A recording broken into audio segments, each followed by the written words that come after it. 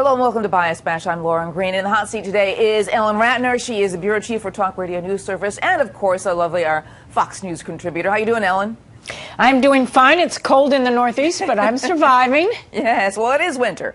So what we're talking about today, in Monday's nightly news, NBC anchor Brian Williams, he sort of fretted over the personal shots being taken at Hillary Clinton. And the point is mainstream media kind of coming to Hillary's aid in this sense? I think that the mainstream media is trying to say that we shouldn't take a look at some of the personal, foibles that she and then, of course, President Clinton had. But you know something? People vote for president by who they want to have in their living rooms or at their computer desks, as we now say, for the next 4 years. And how somebody is personally and how their past has been and the kinds of decisions they make and whether they have been open about their lives or closed about their lives or had sex scandals in their lives are perfectly fair game when you're running for president. Now, remember, and I was thinking, yes? I want to preface this because this was about the comments that Rand's wife made in Vogue magazine about Bill Clinton and his relationship with Monica Lewinsky and how that would affect Hillary Clinton's chances in the 2016 election. And is that what we're talking about? I think that is what we're talking about. That's certainly, I think, what Brian Williams was referring to on NBC last night. I mean, I don't know that he's referring to that, but I would bet my last dollar in the way it was framed.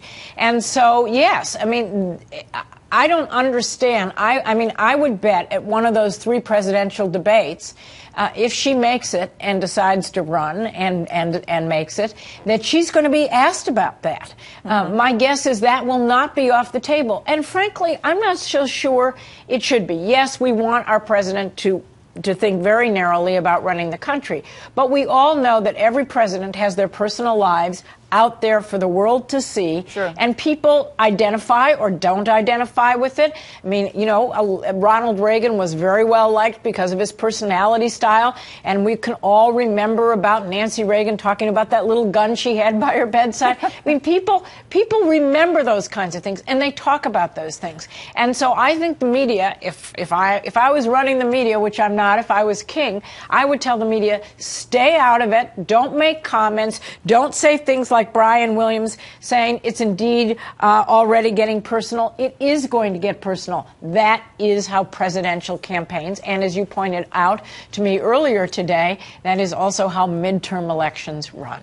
Yeah, well, it's an amazing thing because as you say, it's not going to be off the table. And as I remember that whole debacle with Monica Lewinsky, Hillary Clinton came off as a very sympathetic figure in that whole issue.